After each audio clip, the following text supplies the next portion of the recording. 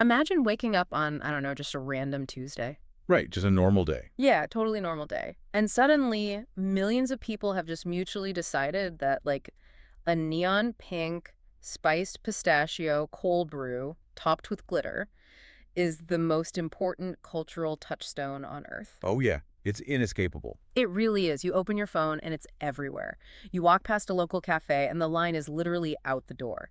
And you're just standing there thinking, wait, did I miss a memo? Right, like when did this happen? Exactly. Like, when did we all agree to stop drinking regular coffee and start drinking, this glittery pink thing? It's a completely jarring experience, honestly. Because, I mean, coffee usually functions as just basic morning machinery. Yeah, purely utilitarian. Exactly. Hmm. You're tired, you hand over a few dollars, you get a warm brown liquid, you go to work. That's it. But then, in the span of maybe 48 hours, this basic routine transforms into a mandatory cultural event. And that whiplash, that sudden explosion of a single flavor, just completely hijacking the global consciousness, that is exactly what we are looking at today. So, welcome to the Deep Dive. Glad to be here for this one. It's a great topic. It really is. We've got this fascinating stack of research notes today on a phenomenon called the mechanics of viral coffee trends. And our mission for this deep dive is to basically decode the life cycle of a viral beverage. Break it all down. Right. We are going to explore why certain seasonal drinks just explode out of nowhere, how they infiltrate your social feeds, and why, almost as quickly as they arrive, they completely vanish. Yeah, because these viral drinks, they're essentially a masterclass in human behavior. Oh, totally. It's human behavior and digital momentum, basically masquerading as your morning pick-me-up. And the sources we're looking at today, they really strip away the flavored syrups and the whipped cream to expose the raw mechanics of how an idea spreads. Okay, let's unpack this. Because before a trend can take over the world, right? Before it's in the hands of millions of people, it has to start with a tiny, almost invisible spark. It always starts small. Always. And the research points to this very first step in the timeline, a concept they call the innovation diffusion phase. Which I know sounds super academic. Yeah, it sounds highly technical, like something out of a tech startup manual or something. But here, it's really just about how a brand new flavor profile actually enters the market and finds its first audience. Right, because innovation diffusion is, at its core, a sociological framework. It studies how and why and at what rate new ideas spread through cultures. Mm-hmm. And in the context of these viral flavors, I mean, the spread does not happen by accident. It relies entirely on a very specific demographic, the early adopter. Right, the early adopters. And I kept trying to visualize how this actually works on the ground for someone listening, because an early adopter isn't just someone who happens to like trying new coffee, Yeah, right? not at all. It's much more active than that. Right, so it's almost like imagine a beehive. Okay, a beehive. Yeah, so most of the bees are just hanging around, doing their daily routine, waiting for instructions, just drinking their normal drip coffee. Right, the worker bees. Exactly. But then you have these scout bees. And the scout bees fly way out beyond the normal territory. They find this brand new, incredibly vibrant patch of flowers, or, in our case, some bizarre new iced matcha concoction. A glittery pink drink. Yes. And they don't just quietly consume it. They fly back to the hive and do a very elaborate waggle dance to tell absolutely everyone else exactly where to find it. Okay, I like that. The bee analogy gets us halfway there. Just halfway. Well, yeah, because unlike bees, these human early adopters aren't just doing it for the good of the hive, right? Oh, right. There's an ego thing. Exactly. There's a deeply selfish psychological motivation at play here. Early adopters are driven by the pursuit of social capital. Social capital. Yeah. They aren't just drinking coffee to wake up. They are actively doing the unpaid marketing work of creating visibility for a new innovation, purely because it benefits their own personal brand.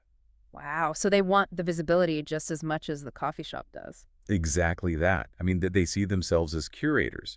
For an early adopter, discovering the new flavor and broadcasting it to their followers, it's a way of signaling status. Like, look at me, I'm ahead of the curve. Right.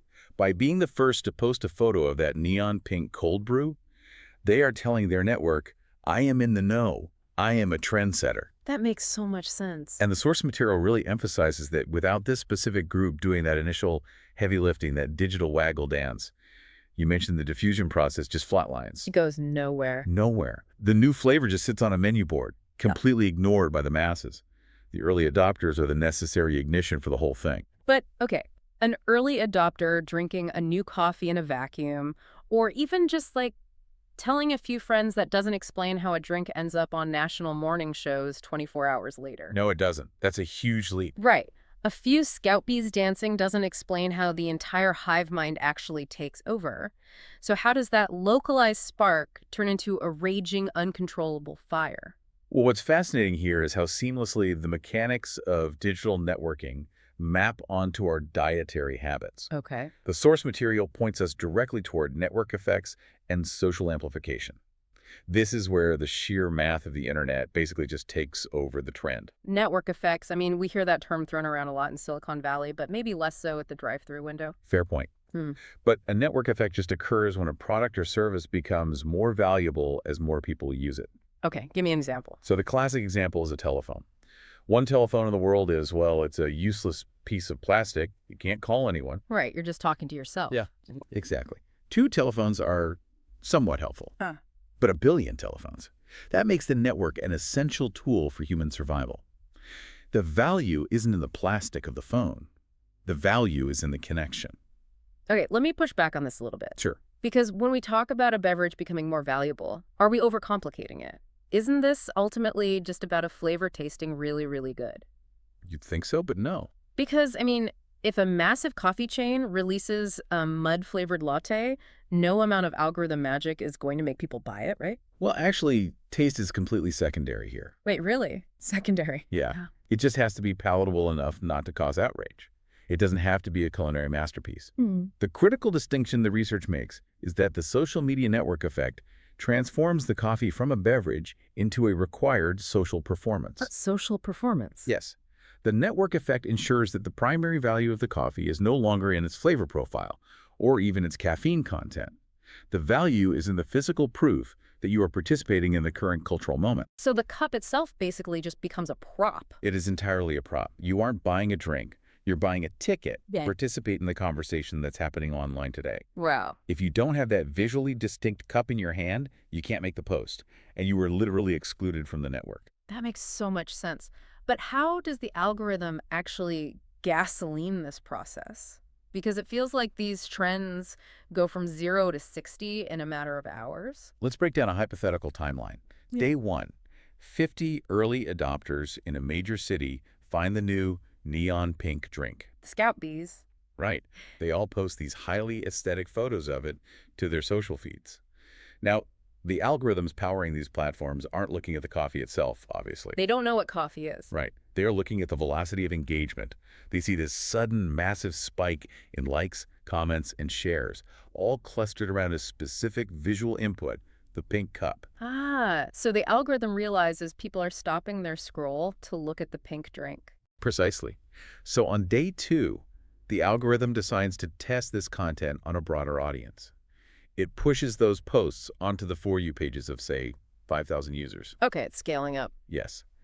And those users see the aesthetic, they feel the FOMO, and they run out to buy it so they can post their own photos. Which feeds the machine even more. Exactly. By day 3, major influencers realize that anything featuring this pink drink gets a massive algorithmic boost. So they jump on the bandwagon simply to harvest the engagement for themselves. Oh, wow. So they might not even care about the drink at all. Not even a little bit. But suddenly, the algorithmic distribution is pushing this flavor onto the feeds of millions of people simultaneously. It creates this massive echo chamber where everywhere you look, someone is holding this cup. Okay, so you see this drink all over your feed. Your friends are posting it. The influencers are posting it. The algorithm is practically begging you to look at it. It's everywhere. But seeing something online and actually putting your shoes on, getting off the couch, and driving to a store to spend $7, those are two very different actions. Oh, absolutely. I mean, I see ads for cool things all the time, but I usually figure, oh, I'll just buy them eventually. But with these viral coffees, people don't wait. They stampede. What actually forces someone to take physical action today instead of next month? That is exactly where the psychological trap snaps shut. And the notes point to a very specific, deliberate mechanism for this. It's seasonal scarcity. Seasonal scarcity. So what does this all mean for you, the listener, and your wallet? It's a big deal for your wallet. Yeah, it means your brain is being hacked by an artificial countdown. When I was reading this part of the research, it immediately reminded me of playing a video game. Oh, how so? You know, when you're exploring a level, just taking your time, looking around, and suddenly a red timer appears at the top of the screen, and the music speeds up. Oh yeah, the stress level immediately spikes. Your heart rate actually elevates. Exactly. Even if you were just casually wandering around a moment before, the second that ticking clock appears, you sprint. You panic. Right. Or it's like a massive game of musical chairs. The music is playing, and that's the social media hype, but you know the music is going to stop at any unpredictable second. And you need a chair. You need a chair, and when it stops, the seasonal ingredients are gone.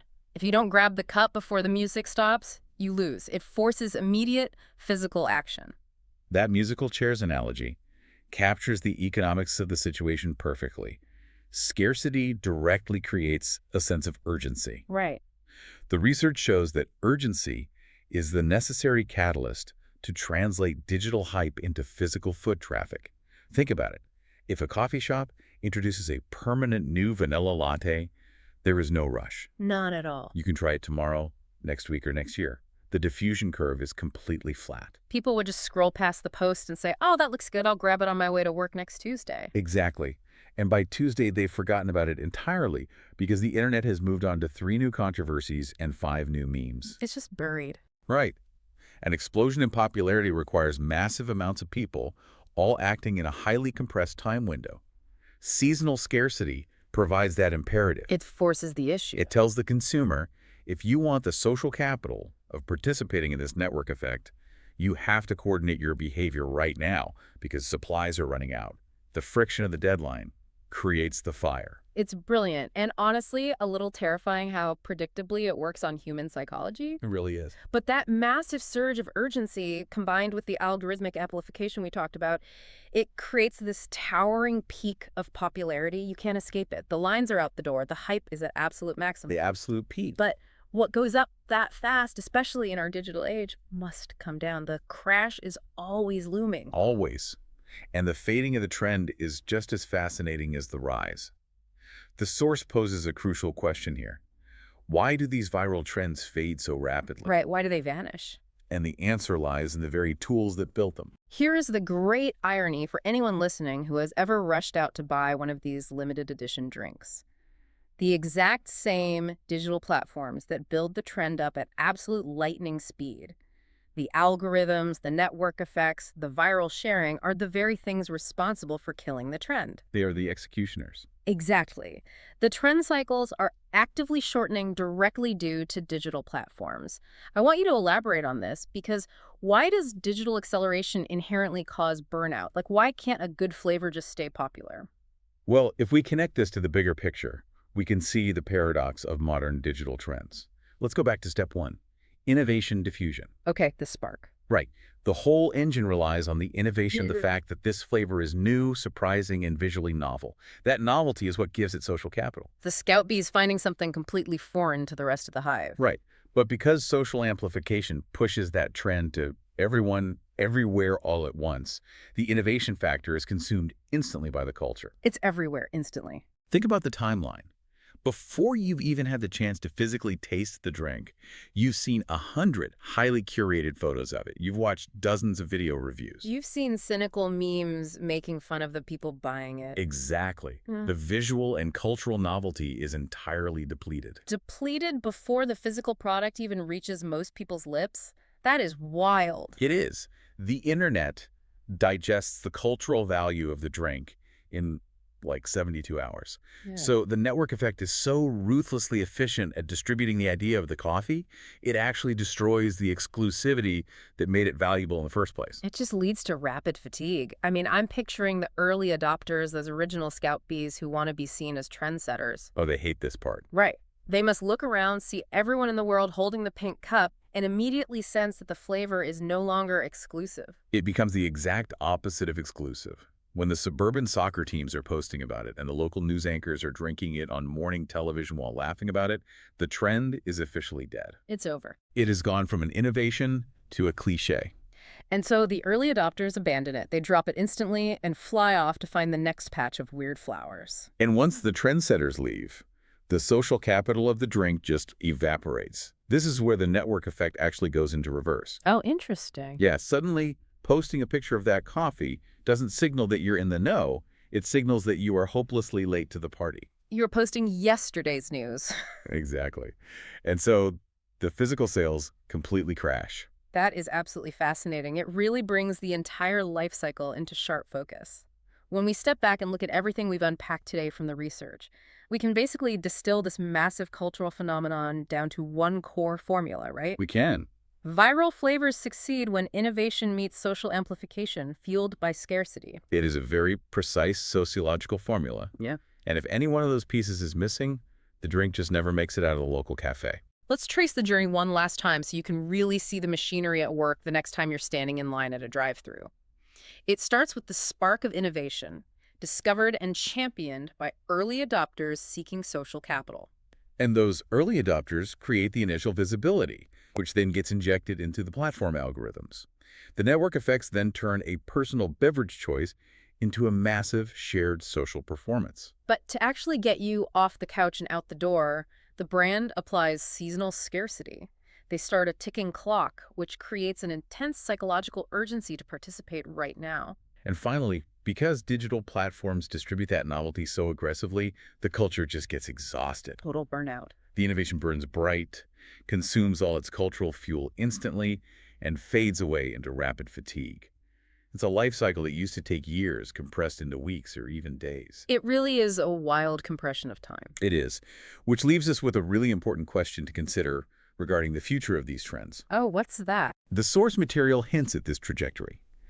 If digital platforms continue to accelerate, if algorithms get even faster at pushing novelty to the absolute edges of the network, shortening these trend cycles further and further, Yeah. will we eventually reach a point where a flavor trend is completely over online before you even have the chance to take your very first physical sip? Wow. A trend that burns out before it even physically exists for most people. It's definitely where we're headed. That is something to ponder next time you're staring at a utilitarian cup of warm brown liquid, wondering if you missed the memo. Thank you so much for joining us on this deep dive. It's been great. We'll be back next time to decode another fascinating stack of research. Until then, keep questioning what's in your cup.